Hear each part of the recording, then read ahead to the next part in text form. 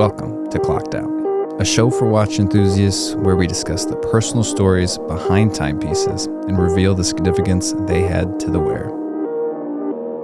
Today, my guest is Marco from Watch Marco. If you are on Watch YouTube, there's a good chance you've probably seen this guy. He now works at Burdeen's in Chicago here, but he's had a big career in the watch industry and from some other businesses. So anyway, Marco, thank you so much for being on the show. I'm really excited to chat with you today and welcome. Absolutely. Thank you so much for having me. I always start off the show asking people, what was the thing that kind of got them into watches? Is there a certain memory? A lot of people have a family member. Was there anything that got you, what was that first experience with watches? Yeah, it's funny you say that. So in my background, nobody, not in my family or otherwise, really ever was into watches or anything else. So it was actually, I turned 16 and I was graduating high school. I wanted to get like a proper watch. I'd owned at that point, Citizen and Armani and that kind of stuff. Yeah. But I wouldn't consider myself like a watch collector. It was just like a piece of jewelry, just look cool on my wrist kind of thing, right? And I was like these big watches that were way too big for my wrist. Anyway, and I ended up buying an Orient Explorer. And it was like this crazy watch. I had like a date at 6 o'clock and like two outer bezels and like a feature crown at 4:30. And it was so busy and like this big 43 millimeter watch, way too big for my wrist again.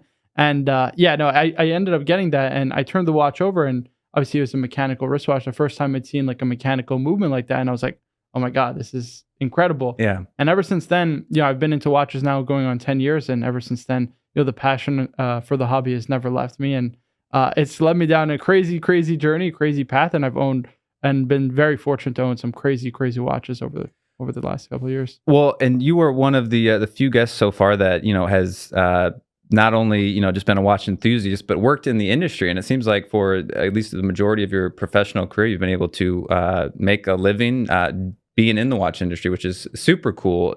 Tell us just a little bit what that is kind of like. I think watches for so many is a hobby, but what is it like kind of actually doing it every single day? Yeah, it was never something I expected. It just kind of happened. So I was in university. I have a Bachelor of Commerce.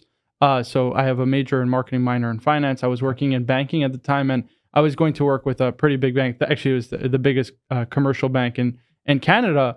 And I started my YouTube channel. I quit like a job I was at before it was also in banking while I was in university, and just started a YouTube channel making videos and started joining like some live streams with my friends and developed incredible friendships. Guys like JJ from the Watch Hangout, if you've seen him, and stuff like that. And it's just been absolutely amazing. And I actually ended up meeting Nico Leonard. Yeah. This is at a time that, Nico, who's now the biggest YouTuber, in the watch space, maybe had like 100,000 subscribers. Okay. So it was very, very small channel. And he's like, Marco, I love your passion for watches. Have you ever considered, actually going into like the actual business side of things? And like, I never really considered it. It was just like, I was just a passionate watch guy. I enjoyed studying watches and like learning things about the hobby. And I actually ended up going out to Northern Ireland, seeing kind of his whole setup and all that kind of stuff. It didn't end up working out just because Europe and Canada is like a million miles away, but I was able to make some pretty cool connections from that. And one of them was Roman. I ended up working at Luxury Bazaar for a couple of years, and that led me down to the path now here in Chicago at Burdeen's. It's pretty insane to think about. Yeah. Yeah. Well, and so was there, what was the transition, I guess, from the banking side of stuff to watches? I'm sure that felt like maybe kissing your degree behind, and I'm sure your parents were a little like, you sure you want to do this? Maybe we just keep it a hobby type stuff. But no kidding. Were you just so passionate about it, or did you see that it was a lucrative business? And yeah, I mean, I think plenty of people, again, find their true passions later in life and find things that they want to do later. But yeah, what was that transition period like? Yeah, it's interesting because I always say, like, I went from trading one commodity being like stocks and I worked mostly in wealth management a lot of the time. So it was like explaining like how the stock market works to people and like kind of trading myself personally and trading that commodity in for another, which is now watches, right? So it's like watches was the physical good I was trading instead of like equities was the idea, right? So it was actually a pretty easy transition in that regard because obviously they're different markets, the stock market and the watch market. Yeah. But they're obviously it's still trading, right? So you'll see a lot of similarities and patterns you can pick up on, and obviously the idea is kind of, or the principle rather, is the same, right? So you're essentially just trading, and you got to be kind of safe and do your due diligence and all that kind of good stuff. So it was a pretty smooth transition overall. I think that's where I kind of excelled also kind of as a buyer. So when I started in the business, it was 2021. I was kind of just trading watches here and there. And then 2022, I started with Luxury Bazaar, and that was like the peak of the market, right? Yeah. And that's when I saw everything start to come all the way down. And that was the most interesting period. You know, it's like starting on Wall Street in 2008 when the stock market crash is happening, right? And that was an interesting experience because, you know, you go from everything you touch turned to gold and everything was a great bet. And, you know, you did amazing, gave great advice to people to now, oh shoot, my watch is worth way less than what I paid and it's all your fault kind of thing. So that was an interesting conundrum to deal with. Yeah. Well, and I'm sure you probably dealt with that in wealth management stuff too of, hey, why aren't my stocks performing? But no, I get that. And I'm sure you dealt with plenty of customers that like, you sold me this watch not that many years ago at this price. And, you know, now you're telling me it's worth this. Hey, in some cases, it's a few weeks or even a couple of months, right? Like I have some clients even to this day who will trade in and out of stuff, and you try to protect them as best you can. Yeah. You know, you give them very fair sale prices, and on the buyback, you're also very fair. And that's one thing that you learn is like, hey, listen, sometimes the relationship is more important than the profit incentive. Sure. And it's a long-term, you know, I'm here for like long-term. It's not just like a short-term opportunity. And that's where you have to kind of learn and adjust. And, you know, it's part of the growth process for sure. What was, I guess, you know, we usually wait to this till the end, but like now that we are maybe out of that, the biggest crash in at least our lifetimes here, you know, how are your feelings about the watch market? Do you feel like it's settled out? Do you feel like, you know, we've hit the bottom and we're going to start going back, or do you not? Who knows? Is it, you know, unlike stocks that, or is it like stocks that nobody really knows? So I say it like this, right? It's watches have became a new market in the sense that yes, people collected watches, but not to the degree that they did pretty much from 2020 on. I would say really I like to use the sale of the Paul Newman Daytona as kind of the genesis of it all, right? 2018 feels like everything started to kind of go crazy after that, right? So from 2018 onwards, you saw people in some cases with 10, 15 watches in a collection where like maybe you had 2 or 3 in your whole lifetime, you know? And that's the thing, right? It was a totally new emerging market, this idea of collecting watches or watches as an alternative asset. I hate that principle. I say collect for passion. I always tell anybody, I don't sell investments at all. It is not investment advice. Don't buy watches for investments. And they make for terrible investments as we've seen over the last couple of years. So you always buy for passion. You can never get hurt. But the idea is whenever you have an emerging market like that, the pendulum will swing both ways. So like very, very firmly, right? So like we saw the crazy increase in prices where, you know, the price action, you know, it seemed like you buy a watch 1 month later is worth more than what you paid, which would never happen.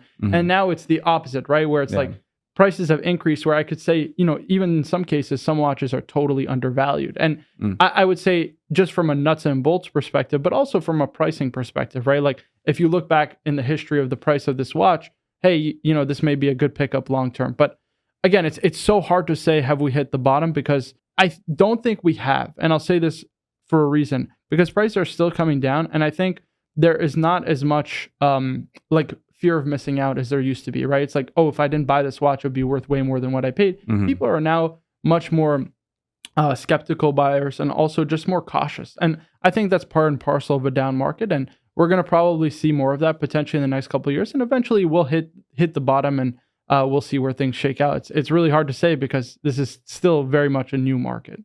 I think it's still a good experience for the watch enthusiasts that bought years ago, maybe just with the chance of profit or, you know, just chasing the collectible-ness of it. I feel like, you know, we've seen another trend with I've seen videos of the Pokemon cards at Costco or something like that, and it's just like, man, you know, I don't quite know your age, but I'm sure we're not that far apart. And like when we were kids, you know, that being so popular, it's like it's funny just how things cycle, and still it's like, you know, what are we getting so crazy about here? But all right, so I'm gonna go back to the watches and a little bit of your history with watches, right? So, you know, we had that big 43 millimeter whatever, you know, Orient but Explorer, Orient, and where did we? Did you continue from that point, or was it something that got stale for a little bit? And hey, watches are cool, but I gotta, you know, put food on the table, and I'm not focused on that right now. No, it's a good question. So I just started I kept doing YouTube for probably about 2 years, and then I ended up graduating university, and then I was kind of in and out of a bunch of pieces. So like I owned a Longines, I forget even which model, but I remember having a Longines, a vintage Seamaster. It was like a quartz Seamaster. I ended up selling that right away. I bought a Glycine Airman and I sold that right away because I was like, this is just not that interesting to me. And I realized very quickly, like the entry level price point was cool. Like I Yeah. enjoyed collecting at the entry level, but it just wasn't what it was for me, you know? And I started to like gravitate towards things like Panerai and Tudor and Omega and Rolex and all these kind of brands. And eventually, you know, you read a ton about them and then you end up going into kind of the independence and that side of the world where it's a lot more niche. But my first luxury watch, I would say, was probably, I mean, I guess entry level luxury was a Hamilton Ventura. You know, Okay. I got like the all black one with a rubber strap, which was cool. I owned that for a couple of years. And then I ended up selling that and bought a PAM 183. And that was my first real luxury watch. And that was a really, really important watch for me just because I wanted to own a Panorama Italian by Heritage. I figured. It was kind of cool. And, you know, I experienced it with my grandfather, who's unfortunately passed away. And, you know, it was kind of with him with the last years of his life. And it was a really sentimental watch. I ended up parting with that also eventually, as it happens. You know, that's one of the ones I wish I kept, but it is what it is. Yeah, so that's just kind of the way it goes. And then from there, I ended up buying a Rolex Submariner. It was just a no date sub 40 millimeter 114060, and ended up selling that one also. But I owned that for a couple months until I was actually able to get a Batgirl. So that was a GMT Master 2, Batman on Jubilee, which I still own to this day. It's my most prized possession. Oh, great, good. And for those who don't know the story, so I was doing a live stream on my YouTube channel at the time. I had maybe 500 subscribers, and it was my birthday. And you know, there was a bunch of people posting in the chat like, "Hey, it's your birthday. How do we kind of donate to you? You know, we just want to show a token of our appreciation, kind of thing." And I was like, "Hey, listen, you can't like super chat me as we have now, but you know, here's my PayPal if you want to donate by all means, but no pressure." And it ended up happening, to make a long story short, like within an hour, I got a little over $3,000 in donation, which was crazy, right? And then somebody donated $1,000, challenging the chat and said, "Hey, I hope all you guys with crazy watch collections outdo my donation by the end of the night." And so that's when it started: 1,010, 1,020, 1,050, 1,200, 1,500.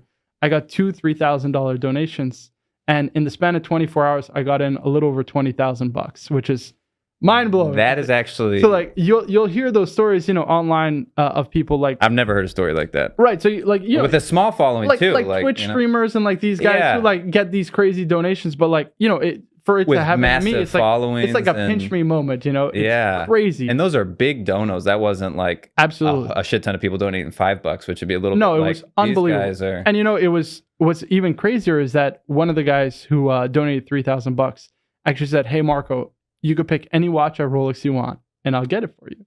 Wow, dude. And for me, I'm not a big Daytona guy. I never liked the Rolex Daytona. For me, it was always the GMT Master 2. It's always been my favorite. Yeah. And although I like the Pepsi, listen, I wear black, blue, gray. You know, that's kind of my color scheme. So I'm like, "Hey, can I get this Batman on Jubilee? I love the Jubilee bracelet." He's like, "No problem." 1 month later, it arrived at my doorstep. Oh my god. Paid the duties, paid him for the watch, and I ended up buying it for list price. So that's unbelievable. Awesome. And with that, I even was able to send my mom on a trip to Italy, which is like her dream trip. And it was just that experience and that memory with that watch is the most. I would sell every earthly possession I own before I ever get rid of that watch. That's my favorite watch ever. It's the best watch I think ever made. It's just perfect. And all the memories I made with it, it's the best. When I started in the business, obviously evolved tremendously. So I'd owned the PAM. I ended up selling it. And the next watch that I got, I want to say, was a Schwarz-Etienne Roma Synergy. So I'm a big fan of independents. I really, really enjoyed them. And the Roma Synergy, they made a limited edition with a blue dial, but it had a Kari Voutilainen and Guilloche dial, and he also did the Guilloche on the movement. And I love that watch. It's so beautiful. I think it reminds me almost of like a Philippe Dufour Simplicity, but with Kari Voutilainen dial, which is really cool. And it was just perfect. 39 millimeter proportion, the whole nine. Ended up selling that, and then I got a Laurent Ferrier Gallet Square, which was an awesome watch. I owned that probably for about a year. And then I've been flipping through watches ever since. So like I've owned a 321 Speedmaster, a 15202 in steel. I owned a Royal Oak chronograph as well, which I ended up finding out the Royal Oak is a great watch, but it's just not for me. It's just a bit too flashy for me. Maybe I have to get something like 37 or maybe even like a 36 millimeter 14790, which is like a little less polished, not so out there in the kind of world. But an amazing watch. A 15202 is one of my favorite watches I ever own. And what else did I own? I ended up selling through a bunch of those, and I owned a Cartier Santos medium. I've owned God, what else? Like Lasciuta Originale, Pano Inverse that stayed for about a month, and I ended up. So I've been through so. I'm gonna have to go rip photos from the internet for all these. I even owned a Pan. You know what's interesting? And people ask me this all the time. What do you think of like a Panda Daytona? And for me, like I don't like wearing watches that I don't own. So like our stock or our inventory, you can memo it anytime you want and wear it for like a week, whatever. But I don't like doing that because it's not my watch. Like I feel kind of guilty wearing something that I don't own, kind of thing. I feel like if I was in your shoes, I'd be. I'm taking this one out, bro. So when I started, I was like that, right? But nowadays, I don't really like to wear watches. Maybe it's not even worth the liability, and I mean that too. It's just I don't know what it is. It's just like a mental block. Like I'll put it on the wrist, okay, cool, and then I take it off and put it back where it's supposed to. I guess it doesn't hit the same when it isn't yours. It's like driving the rented Lamborghini. It doesn't quite hit as if it was yours here. But so like I owned a Panda Daytona, and honestly, I sold that within a week because I'm like within a week. This is an amazing watch, but it's not a $30,000 or $25,000. It just wasn't. And so that's what I've been doing the last couple of years is just kind of cycling through a bunch, but I've kind of honed in on my collection, and now it's kind of been, I have 4 really cool watches that I know are long-term keepers and that I'm never going to sell, and they're really awesome. Well, when it relates to $30,000 watches, we have a more affordable watch here, but it's also I think drew a correlation to AP with this, right? Yeah. I don't want to out you on that, but let's move to the first watch on the table here. So tell people what this is and why it's a little special. So it's my second longest tenured watch in my collection. It's the Mr. G G-Shock. I believe the reference is like B5000. For those who don't know, obviously G-Shock, you can get a ton of different price points and designs. The square G-Shock always just fit my wrist generally better, and I always prefer them on the bracelet because my wrist is pretty small. I have like a 6 1/4 inch wrist, so like the strap would like poke out. It's why I don't like NATO's too, because there's a lot of fabric. The extra fabric. So I ended up getting this because it has this crazy proprietary like titanium alloy, but also it's like a DLC coating that replicates the sheen of a ceramic Royal Oak. And listen, I've seen pretty much every ceramic watch out there, like a Zenith Defies and like GP Laureato Skeleton. None of them can really replicate the sheen of a ceramic Royal Oak. And this is the only one I would say that really shows it off obviously it's not to the same level because I think the finishing of a Royal Oak bracelet is not on the same level as this, but like it's awesome. It's just an awesome wristwatch, and to do anything, go anywhere kind of watch, and I can knock it about, go on vacation with it, and it's just perfect. I'm not as familiar with G-Shocks. Is Mr. G? It's their highest end line. So it's the top of the top. Like pretty much you're getting into like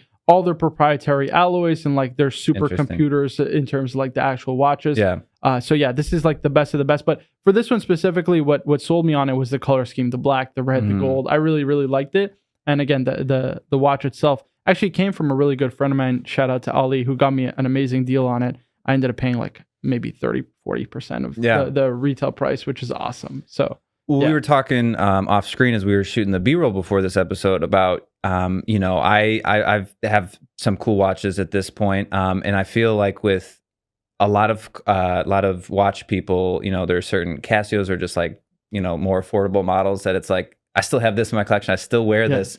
And for a guy like yourself that has, the opportunity, has had, a massive history of having like, these more fancy pants watches. What is it about, I guess, just like more cost effective, or is it not anything to do with the price? Like, I think, as a watch guy, you probably try to pretend like it's not a thing. But I think for some watch people, and I would throw myself in the same category, that there's something about the value of it that plays a part. And so for guys like yourself that are, in the industry, around a bunch of cool watches, have owned a bunch of really cool watches, like what is it that draws you to this, aside, I guess, from the color? Yeah, I mean, for this is really the aesthetics of it, right? I'm not a G-Shock guy at all, actually. Okay. So the only G-Shock I've ever owned was a clear Casio. So that was the only other G-Shock, and I think I wore it one time and ended up giving it away on my YouTube channel because I was like, I'm never going to wear this, So I was never, ever really a G-Shock guy. The only thing that really enticed me was, again, the look of it coming from a friend, but also more so than anything was the design, for sure. Got it. Yeah, it was really nothing else. I mean, the technology of it within it, I really couldn't tell you about it. It's just like it it's works, just a right? cool looking watch, and I loved it. And I wanted. I feel like every collection has to have a G-Shock. You know, you just have you have to own one. So that was the one for me. To reference Nico, it's God tier, right? Yeah, absolutely. Well, so I've heard a little bit, and I tease my brother about it because we've gone through some watches, whereas I have like kind of kept everything I've pretty much bought, and I know that's not sustainable in the long term. But talking to watch people, that is kind of part of the game, right? You can't to obviously just free up money for other ones, as well as just, hey, it doesn't get the wrist time. There's no need to have it. It seems like you I don't say don't you don't have a problem with selling things. I am a serial flipper. There's no question. I do it in my profession and my personal collection. There's no question about it. And you know what? It's part and parcel, I think, of your taste will evolve over time. It's naturally going to happen. Also, you can't keep everything, and a big part of it is consolidating and upgrading kind of thing. Sure, yeah. And that's really the big fun, and experiencing new things. I love to experience new watches because the only way I feel you can really judge a watch, and this was a big part of how I form my opinion, is actually physically wearing it, right? Yeah. Obviously, you can hold it and get, I could read everything online about it, get a whole nuts and bolts perspective about it, but doesn't change anything because that's sink or swim. You try it on the wrist, you either love it or you hate it kind of moment, right? That's really the only time that you'll really get a good impression or a bad impression of a watch for that matter. I can't get through an episode without relating watches to cars, but I feel like cars are in a kind of similar sense where you can watch the YouTube videos, the reviews, see the photos, like that looks great. And I know with like watches, I mean, even just how the photos are like taken online, they just look so much larger than life. And I think we've all had that experience of like, it just looks like this big grandiose thing that you've been shopping for. And then you actually put it on your wrist and you're just like, oh, maybe it doesn't hit the way I thought, or like it just feels like smaller, and I don't know. And you know what? This happens. I made a video recently, and I upset quite a few people about the 5 watches I think they're the most overrated watches. And one of them was a 5167 Aquanaut because it's just an entry level rubber strap Patek. It's their real entry level sports watch, and it's a watch that sells for double its list price. I'm like, guys, you don't understand. I've sold probably 15 to 20 of them, and every single one, 99. Let's call it like 14 out of 50, maybe 13 out of 15 have come back to me or got sold somewhere else, just because they never have really the staying power. And that's, again, it's this idea like, oh, everybody tells you it's a great watch, but when you actually experience it in person, it's maybe not as good as you originally thought. Too interesting. Yep. Well, and so, again, someone that is exposed to these sorts of things, like what would you say, and we could always reference either Berdine's YouTube channel or maybe your own, although you're not, I don't think posting I don't post on my personal, but some of your like watch takes. But I mean, you've been around so many interesting things, and like, again, that for so many people, grail piece, right? But to you, it's like, I think you can get a little desensitized maybe being around 100%. This sort of stuff. So what is, absolutely. It sounds like you have, a passion for independence, but like, what is that differentiator between like this is a cool watch, but like it's meh, it's whatever, it's cool but whatever, and then like what are the watches that get you excited? Yeah, so on the personal side, what I've been really collecting of late is kind of more limited stuff. I don't know, I like watches when I walk into a room, they either have a really interesting story, so if somebody notices it or like asks what's this, then I can kind of explain it, which is really cool. So like I bought recently, actually when I moved here, it was the first watch I bought when I moved here. From a dear friend of mine, and he's also a client. Thank you so much for the support. You know who you are. He doesn't like to be on camera, so that's okay. I'll avoid that. But he sold me a Mont Blanc mono pusher chronograph, and it's a Hodinkee limited edition of like 25 pieces. And Tony's a big fan of that watch. He loves that. Our mutual friend Tony. Yeah, so that's a great watch. I love that watch. It's like unbelievable, like for the price, a mono pusher chronograph, and I ended up paying like a third of the retail. Like honestly, it was a super steal. He did a big solid for me, and again, another one in my collection was I owned a Vacheron 56 and really enjoyed it on the bracelet. It was a great watch. But I actually had a friend of mine who posted a Traditional, and it was a blue dial Traditional, which I'd never seen before. Actually, you guys could go look this up. You'll never see this watch ever posted on the internet except from me, which is so cool. So it's a limited edition of 15 pieces that they did. You had that at the party. So I did a video talking about it, unboxing the actual watch on YouTube, and I didn't know the story. And one of the people who originally bought the watch actually told me the story of what happened. So it was essentially like 15 really big collectors of Vacheron wanted to do like a special edition. Vacheron sent them renderings, the whole 9, and they loved the renderings, everything. They got the watch and hated the watch. Supposedly it was totally different than the renderings. And they said, hey, listen, we're not buying this. So they returned the watch back to Vacheron, and then Vacheron just kind of sold it to friends and family. Yeah. And one ended up I guess in the hands of my friend. His name is Steven Rostowski, and he actually posted it in his newsletter. And I was like, hey, I gotta have this. I called him right away. I'm like, listen, I gotta have it. And I paid like a super steal price. Like I think the original retail was 30,000 euros, and I paid 13 grand for that watch, which was just and for veterans, and it's a numbered edition, 15-piece limited, unbelievable, right? I've gotten offered more than double. I'm like, I'm not selling this watch, Anyway, don't make freeze me an frame where he sells it a week later. Do not make me an offer. I'm not selling the watch. Anyway, that's like a tangent. But the point is, like, it's just so cool because the story behind it, it's very limited. I walk into a room, I'll never see it. When it comes to like the business side, I really enjoy consulting and helping people curate their collection, right? Mm-hmm. And the way I approach it is, first I need a view of what their current collection is, right? Because I need to understand, hey, listen, if I'm collecting Rolex and Royal Oak and like mostly sports watches, I'm not going to refer you something on a dress watch. You know what I mean? Mm-hmm. Like for the most part, parking, X amount of dollars into something you're probably never going to wear or get very limited enjoyment of, it just doesn't make sense, Yeah. And that's the way I approach it. I have to kind of see it. And then I'm a very hands-off salesperson. I'm actually a terrible salesperson in the sense that I don't push people to buy one way or another. Yeah. I will give people a bunch of options like, hey, I think this is really cool, or this is really cool. Maybe you should consider this. And I will give them like everything I think that they should consider, all the facts about them, why they should consider, why they should buy it or not, because I'm always honest. And then, they can make a decision for themselves, because at that point, it's not me, it's me helping them like kind of as a friend and saying, hey, this is why I think you should actually go into this, as opposed to me saying, hey, buy this one because I told you so, and that's a very transactional approach. And I think it just makes the watch very much less special, as opposed to a collector, discerning themselves, I should add this one to my collection. Well, if you're okay giving us a little bit of the secret sauce there, what Sure. sort of questions or, how do you go about, let's just say, diagnosing someone and offering up some suggestions? Is it just like, oh, it looks like you like sport watches, let's keep in the sport watch genre? Or like, do you pick colors? Like, what does that kind of conversation look like when we're trying to extract somebody's style and then make the best recommendation for them? I mean, listen, to a certain extent, the first thing I do is go on Birdines.com and see what we have in inventory, just to get like ideas for myself after seeing their collection. You got to show them something. Like, hey, this is going to be cool. Maybe this is cool. And then I'll always take an outsider's perspective. What else can I think about that we maybe don't have in stock currently? Mm-hmm. And like, I always ask also, what have you owned already? Because that's really important. And like, why did you maybe sell it? And get into the ideas of why, because the psychology of watch collectors is also really interesting for me, because it helps me not only curate their collection, but also make me avoid maybe some of the mistakes of the mistakes that they made in the past. It's selfishly, it helps me in my personal growth as a watch collector as well. So yeah, that's a really big part of it for sure. Got it.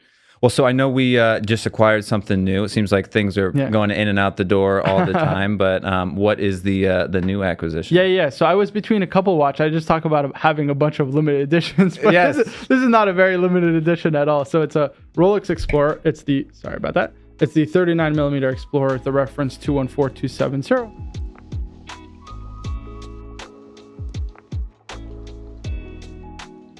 And this has the Mark II dial. So this has the Lume 3, 6, and 9. And to be honest with you, I just wanted something that was extremely simple, that I could wear, no frills. I'm not worried about it. I can kind of knock it about, but especially I could wear it when traveling. I travel quite a bit for work. Yeah. Okay. So I just wanted a watch that I could just wear and not have to worry about. I know it's good in every situation, super robust. And the Rolex Explorer was a watch that I've wanted for actually a very long time. You can go back to my old videos on my personal channel. Was like 4 or 5 years ago. This was the first watch I put interest in at my authorized dealer back in Montreal. And I said, hey, listen, I'm graduating university in 2 years from now. I'd really like to get it. 2 years I feel like is a fair lead time. Is it something that's realistic? And my salesperson was maybe 3 years older than me at the time. He's like, listen, I'm going to put in a good word for you. I got your back, the whole nine, all this stuff. Okay, sounds good. I would go in every month. Every month, I would go, you have to play the AD games, as they call it, right? Like, you got to keep up appearances. And ended up buying a Tissot PRX at retail. Terrible decision, by the way.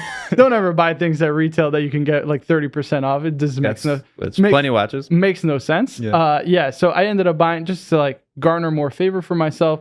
I ended up graduating. I'm like, hey, listen, like I just graduated. Like, do you think there's like 2 years has gone? There's like a realistic time frame when I can expect this? He's like, yeah, I'm gonna try to get the next one for you, and the watch gets discontinued. So now I'm like, you son of a, you know what I mean? So the watch ended up getting discontinued. I just kind of forgot about it. Yeah. And I was like, you know what? Like, whatever. It is what it is. Yeah, I put my interest in like a no date sub, like the new 41 millimeter. I'm like, I'm never getting this. Like, if I couldn't get an Explorer, I'm never getting a sub, because this was basically in 2020, which was like peak, I was about to say, like 2020, 2021-ish. So it was like but anything new peak watch market. Yeah. There was no way I was getting a new sub at retail, So I was like, whatever. So I totally forgot about it. And, it's like kind of a full circle moment in that I was considering a couple of different watches, and my friend JJ was like, Marco, you've been talking to me about a Rolex Explorer, and we'd been going back like a couple months back, like, oh, maybe I should just get this or this. He's like, why don't you just get this? This is what you wanted like all along. And I'm like, dude, you were so right, Yeah. And the funny part is I ended up buying this for less than the retail I would have paid in 2020. Oh, so hell yeah. You know what? To the 80s, Have fun. Yeah, there you go.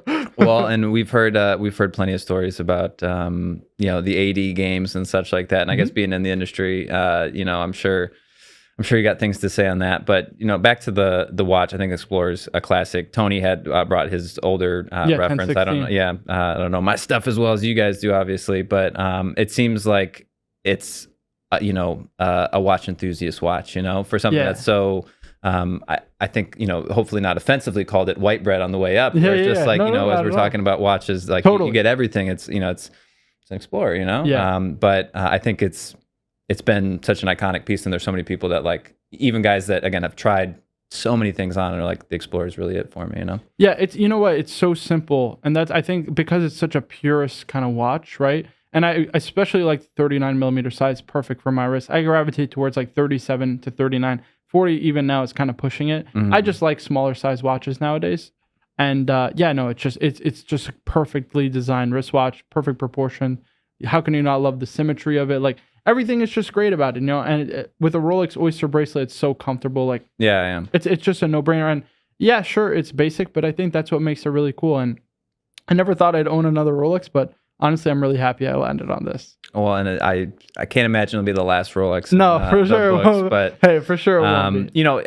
Again, a typical segue of the show is like, what are some other things that are on the? I know this is a recent acquisition, so maybe you've stopped doing the hunt quite as much. But for someone that sees all, has probably had experience with a whole bunch of watches at this point, learned from others, trading their other watches back in that they didn't like. Like, what is one maybe grail piece, and what's maybe something that, hey, if things go well enough in the next couple of months, maybe I'll get one of those. Yeah, so my biggest selling regret is selling my Omega Speedmaster 321 Ed White. I should have never sold that watch. So next year I turned 27. I'm born March 27th, so it's like my lucky year. So I said, hey, you know what? March 27th, or like 27th year, I'm going to buy an Ed White, or rebuy an Ed White rather. So that's one that's definitely on my radar. I really like, especially, there was an Omega they made for what's called their museum collection. Okay. And it's the Museum number 8. It's this very old school kind of chronograph that's like almost like something from the 1940s, 50s. It has like almost like a 5970 case and lugs. It's unbelievable. Really, really interesting watch. You want to pop up a picture of it. It's really cool. I really like also the JLC. They made a master control with a sector dial, but the chronograph version, I especially like the chronograph version. The sector dial with the date is also very cool. But in my personal collection, honestly, I've owned, it's funny that you say this, I've owned so many amazing watches. I've been able to handle so many amazing watches, but I just felt like at the $15,000 price point and below is where I'm comfortable wearing. I'm just not like, I owned a 15202 and even a Royal Oak chronograph, and they just felt a bit too much watch for me. Maybe it was just the price point. Maybe I was too young. Too. Maybe I'm too young to own something like that yet. No, it's having a lot of money on your wrist it's always a little, you got to think about it a little bit more. I just wasn't, I was kind of pulling down on my shirt and hiding the watch. Sure. The watch was wearing me as opposed to me wearing the watch, right? That's the idea. And so like I've been super comfortable at the under $15,000 price point. And that's where I'm kind of generally looking at in my personal collection. Will that change? Probably, because I'd love to own, I'd love to own a Patek someday. I'd love to own an MB&F, which is my favorite independent. Okay, yeah. I'd love to own a Journe at some point. But for now, kind of, I'm 25, turning 26 in March, and my priorities are a little different. I want to get a house soon. So yeah, my priorities are a little different. I'm not looking at anything too crazy. Yeah, well, good luck here in Chicago. I mean, there's some options, but a house in Chicago, that's a house or apartment, condo, whatever. Yeah. Well, so bunch of interesting stuff here. One thing I kind of want to get at as we close out here is, I think for the hobbyist, watches are that as much of a hobby. Do you worry that by being in the industry and seeing everything every day, have you noticed your interest or passion towards things waning, or is it the total opposite? And like every day you wake up and you're just like, it's so cool. I love my job. I have the best. Like I feel like I have the best job ever. And for anybody who knows me, it's funny. One of my customers said, "If I ever go to prison, I'm calling you because I know you'll pick up." That's the idea, right? It's like I will. What can I get you when you're getting out, man? I never stop working. Like I'm always on call, always answering. Yeah. I'm always available. And so like I will work 7 days a week, and it doesn't feel like work because I really genuinely enjoy what I do. I really enjoy obviously seeing watches, holding watches, experiencing watches every day, but especially being able to help watch collectors build out their collection. I get as much enjoyment sometimes helping other people and seeing a new watch on somebody's wrist, as much as I do getting a new watch for myself, and that's a really cool part of it because, going back to the Explorer, I never got the AD experience. I never got to give, I never got to get for myself a great experience buying a watch, from an actual store, a reputable brand like Burdeen's, for example. But now I can give that being a part of somebody like Burdeen's. We're a retailer for over 20 brands, and we have a really extensive pre-owned inventory. I can give somebody that amazing experience myself, and that's really what keeps me up and keeps me going and keeps the passion alive. When you did the perfect segue, I was going to do the old this camera, that camera, but that camera. I mean, if people are interested in what one you just have going on, but two, if they maybe wanted to come do things. You said you don't do off the street, so you got to make an appointment if you want to talk to you. Yeah, or maybe be a friend or something. Listen, for the most part, I'm always available. If you want to come in, I'm not busy. By all means, I'm happy to help you out. But yeah, I work at the 120 East Oak Street location in Burdeen's Jewelry, and you can find me on Instagram, watch.marco, or on YouTube, I'm Burdeen's Jewelry. I make most of the content there. And definitely check out that YouTube channel, guys. He is putting all the rest of us to shame. I feel like you've been putting out a video like every couple of days. Yeah, every two a week. We're trying to do two a week. It's going to be only one this week because I was a little busy last week. But hey, that's my goal. No, but for the rest of the year. Very good. And I think for anyone that has watched your passion for it comes across. And I think anyone that's like in sales, there's the natural like this is what you do for a living, so you got to have some passion into it. But I very much so get the vibe that if you weren't in this industry and maybe still worked at a bank, you'd be just as like ingrained into watch culture as you are today. So Mark, I just want to thank you again for coming out. I appreciated the talk, and I hope you guys go shop for some watches at Burdeen's here in Chicago. Thank you so much.